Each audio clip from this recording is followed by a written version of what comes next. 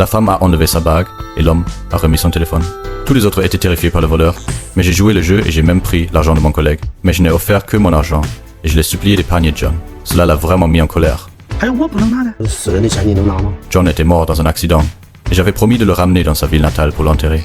C'était l'indemnité que John avait obtenue pour sa mort. Le voleur m'a beaucoup respecté et m'a donné tout l'argent volé, avertissant les autres passagers de ne pas le reprendre.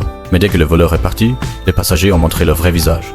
Effrayés par le cadavre, ils ont commencé à crier et nous ont fait descendre du bus. Mais personne ne voulait nous prendre, alors j'ai dû porter John et trouver un motel bon marché. Sachant que Jack se dirigeait également vers la ville natale de John, je lui ai demandé de nous avancer sur une partie du trajet, mais il a refusé avec impatience. Puis une main est sortie tard dans la nuit, mais John a été le seul à le remarquer. Le matin, j'ai découvert que mon argent avait été volé. Je voulais trouver le voleur et quelqu'un a suggéré d'appeler les flics, mais j'avais peur qu'on trouve John. Alors j'ai dû faire avec. Heureusement, Jack nous a laissé monter dans le camion. J'étais tellement reconnaissant de son aide que je n'ai pas pu résister à lui dire la vérité. 他死了， Jack a eu très peur. J'ai rapidement expliqué pourquoi. 送回老家，入土为安。 Il a décidé de me faire confiance parce que j'avais été franc avec lui et il nous a conduits pendant un moment. Nous nous sommes vite séparés à un carrefour. J'ai continué, portant John sur une longue distance. J'étais fatigué et affamé, mais heureusement, je suis tombé sur un cortège funèbre. J'ai donc déguisé mon collègue en épouvantail et j'ai fait semblant d'être un membre de la famille du mort pour m'incruster aux funérailles. J'ai fait semblant d'être triste et j'ai eu droit à un repas de luxe.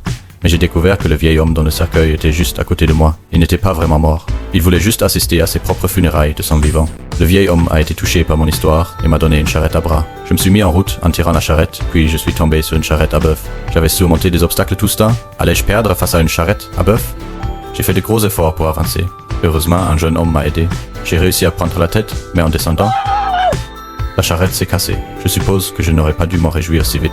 En regardant un pneu à proximité, j'ai eu une nouvelle idée.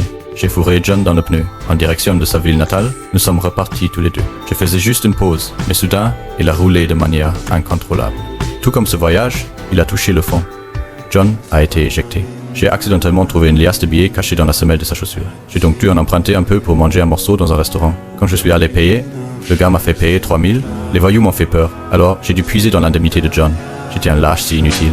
Mais ils m'ont couru après, se plaignant que mon argent était faux. J'ai alors réalisé que l'argent de la compensation que l'employeur m'avait donné était un faux chèque. Le voyou était tellement en colère qu'il m'a tabassé avant de me laisser partir. Maintenant, je suis complètement fauché.